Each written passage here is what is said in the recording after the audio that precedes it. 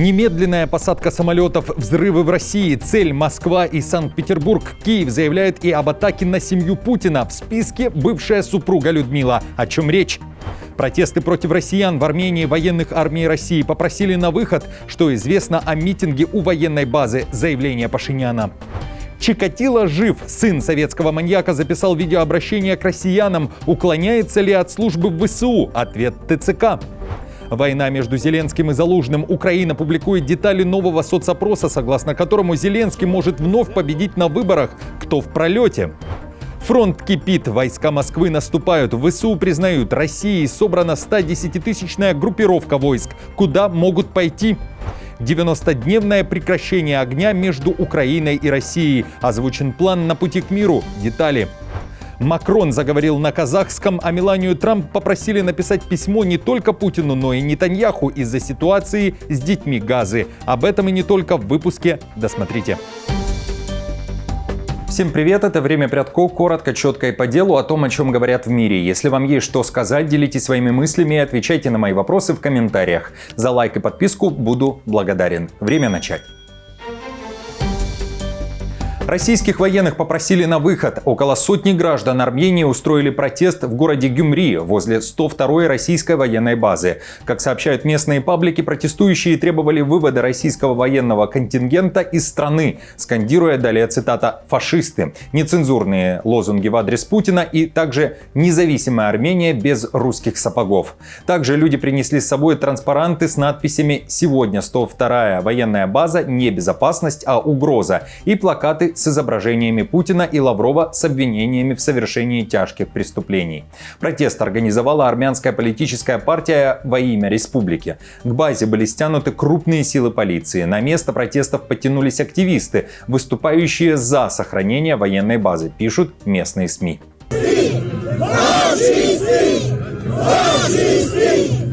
Это не первый подобный протест в Гюмри. 102-я российская военная база дислоцируется в Армении согласно договору между Москвой и Ереваном, заключенному еще в 1995 году. В 2010-м РФ и Армения продлили договор до 2044 года. Протокол предусматривает также расширение сферы ее географической и стратегической ответственности. Тем временем премьер-министр Армении Пашинян заявил об отказе от карабахского движения. Конфликт в регионе породила советская идеология, говорится в заявлении Пашиняна по случаю 35-летия Декларации о независимости Армении. По его словам, документ, предусматривавший притязание на Нагорный Карабах, отражал навязанную советскими властями модель патриотизма, и идеология насаждалась десятилетиями через книги, фильмы, пьесы и театральные постановки. Подлинной независимости Армения смогла достичь лишь сейчас, уверен Пашинян, после заключения мирных соглашений с Азербайджаном и отказа от территориальных претензий на Карабах. Глубинная и подсознательная цель этой модели состояла в том, чтобы сделать стратегически невозможным существование независимого армянского государства, поскольку страна с конфликтным подтекстом не может построить реальную независимость. Анализ всей доступной информации и реальности на посту премьер-министра привел меня к непреложному убеждению, что мы не должны продолжать карабахское движение, так как это означало бы отмену независимости Республики Армения. В знак благодарности за восстановление мира между Азербайджаном и Арменией Алиев и Пашинян выдвинули Трампа на Нобелевскую премию. Об этом азербайджанский президент сказал в интервью «Аль-Арабия», подчеркнув, что Трамп, далее цитата, «совершил чудо в Африке, в Азии и на Южном Кавказе». Наступление России с нескольких направлений. В Киеве и Москве говорят о продвижении войск РФ. Россияне заявляют, что вплотную подошли к Купянску. Это Харьковская область и город, который в 2022 году был под контролем России до осенней Харьковской операции ВСУ. Теперь же россияне заявляют, что стоят уже на окраинах населенного пункта. Согласно картам мониторингового канала Deep State, действительно, войска уже вплотную приблизились к городу. Последнее продвижение зафиксировано в начале августа. В то же время ВС РФ накопили такие силы на Покровском направлении, что хватило бы для захвата страны ЕС, так говорят ВСУ. Перед началом наступления на Покровском направлении действовало 110 тысяч российских военных. В Покровске население до войны составляло 60 тысяч человек. То есть войско РФ фактически вдвое больше. Такое впечатление, что они собрали такую орду, чтобы захватить среднестатистическую европейскую страну. CNN при этом пишет, что россияне, вероятно, собираются наступать и на запорожском направлении, которое в последние недели обсуждалось как то, где может произойти заморозка линии фронта, если Зеленский даст приказ вывести ВСУ из Донбасса. Так вот, под Запорожьем украинские военные готовятся к наступлению россиян, ведь ранее Зеленский заявлял, что Москва перебрасывает туда войска из Курской области. Строительные бригады в летнюю жару устанавливают столбы и натягивают сети из рыболовных снастей, чтобы прикрыть более 160 километров дорог Запорожской области противодроновыми сетями. Они должны защитить пути снабжения войск, ведь стиль ведения боя меняется. От артиллерии и танков к доминированию беспилотников, но бойцы говорят, что им нужно гораздо более современное оборудование. Сын Чикатило не собирается воевать в ВСУ, но при этом не уклоняется от службы. Украинские военные опровергли сообщения российских СМИ о том, что на фронте погиб сын советского серийного убийцы Андрея Чикатило. По данным Харьковского ТЦК, сын Чикатило вообще не служил в армии. Он жив-здоров, однако мужчина действительно нарушал правила воинского учета. Сам Юрий Чикатило по матери Мирошниченко подтвердил, что в рядах ВСУ не был и на войну не собирается. Для того, чтобы его не считали мертвым, даже записал видеообращение. Прошу не верить российской пропаганде, вот это все фейки про меня. Я жив-здоров, в ЗСУ не служил, так как по состоянию здоровья имею хронические заболевания. Вот. Слава Украине. И прошу не меньше слушать эту российскую пропаганду.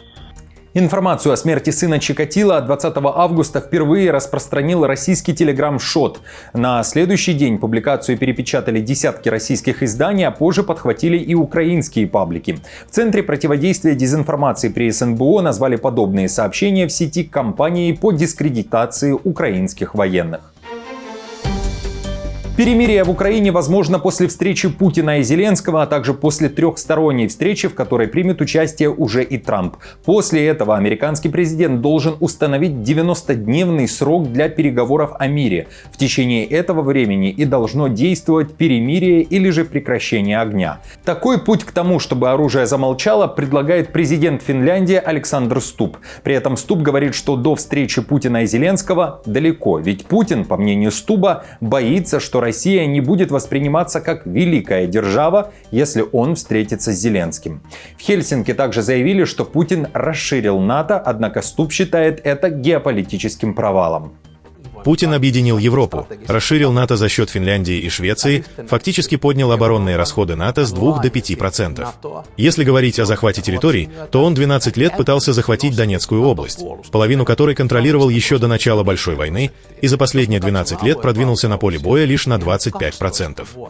Зеленский накануне вновь отверг требования Путина и заявил, что Украина не отдаст своих территорий. В МИД же Украины дали понять, ждут встречи Путина и Зеленского, и там готовы говорить о территориях, а точка отсчета – нынешняя линия фронта. Президент Зеленский очень ясно дал понять, его позиция основывается и на законах Украины, и на общественном мнении. А общество категорически против обмена нашей земли на мир. Эта позиция была озвучена в Вашингтоне. Что касается территориальных вопросов, президент Зеленский сказал, что готов обсуждать их с Путиным. Но точкой отсчета должно быть нынешнее положение линии соприкосновения.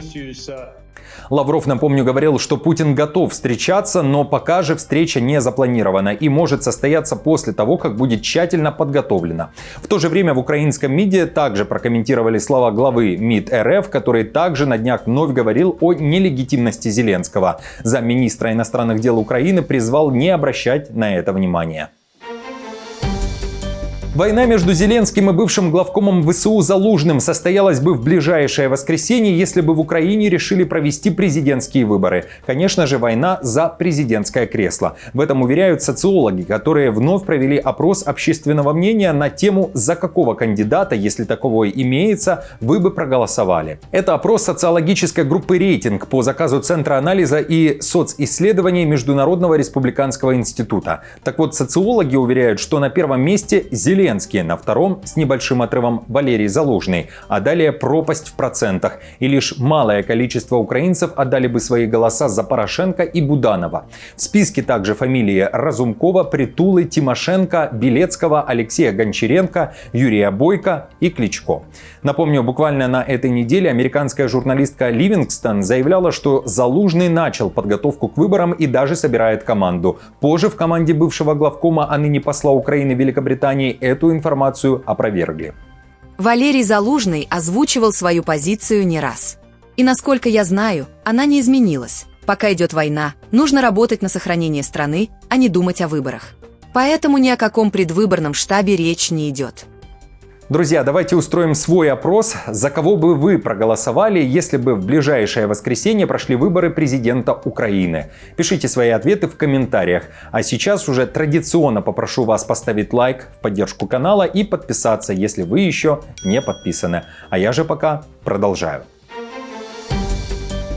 В России провели немедленную посадку самолетов или же их вывод из зоны действия так называемого спецплана «Ковер». Режим закрытого неба для всех летательных аппаратов действовал как минимум в 11 аэропортах страны. Причина – масштабный удар БПЛА в небе. Дроны за последние сутки летели в том числе на Москву, а также на Санкт-Петербург. Из-за налета беспилотников там отключили интернет и закрыли аэропорт Пулково. Отменены и задержаны более 90 рейсов, пишет издание Moscow Times.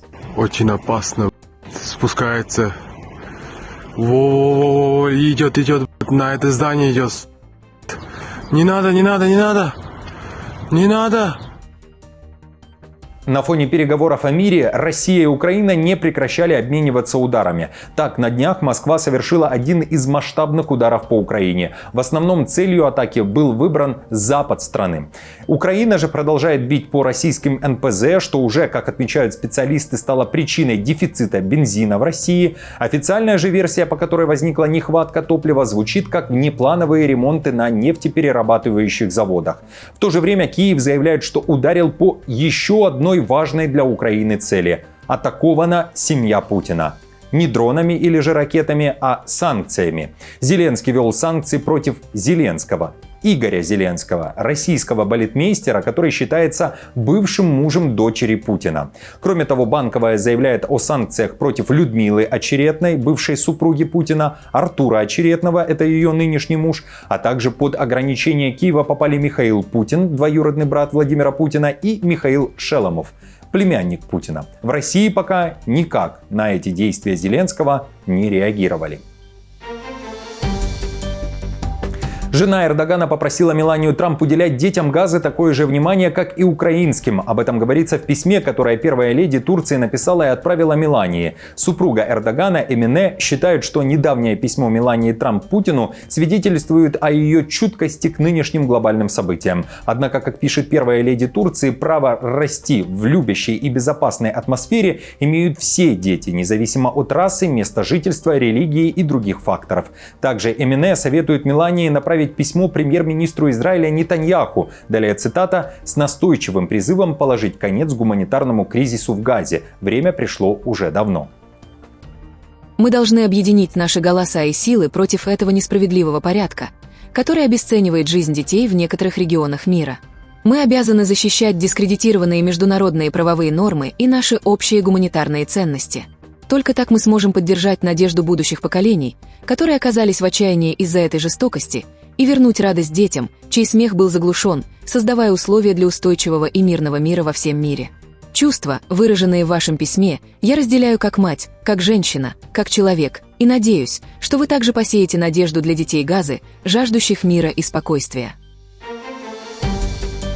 Германия может возобновить выдачу гуманитарных виз россиянам и белорусам. Об этом накануне сообщил депутат Европарламента Сергей Лагодинский, а также представители российской и белорусской оппозиции. Например, в офисе Тихановской говорят, что в МИД Германии уже состоялась встреча по вопросам России и Беларуси. С немецкой стороны прозвучало заявление, мораторий на въезд по гуманитарным основаниям снят. Однако конкретные сроки и детали возобновления выдачи виз пока не озвучены. Депутат Европарламента Лагодинский в Facebook также также подтвердил снятие моратория. Далее его цитата: «Мы добились снятия моратория на гумвизы для белорусов и россиян. Сегодня представители правительства подтвердили публично, и я могу открыто сообщить. Спасибо немецкому МИДу за поддержку».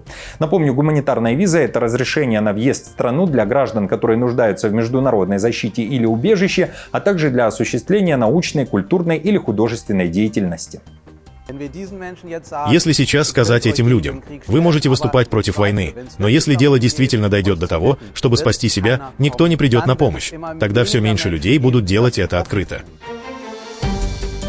Макрон заговорил на казахском. После телефонного разговора с Токаевым президент Франции написал пост в соцсети X на казахском языке. В публикации говорится, что стороны обсудили укрепление стратегического партнерства между странами, особенно в транспортной и энергетической сферах, а также обсудили ситуацию в мире, в частности, российско-украинскую войну и переговорный процесс на Южном Кавказе. По данным СМИ, звонок был по инициативе Макрона.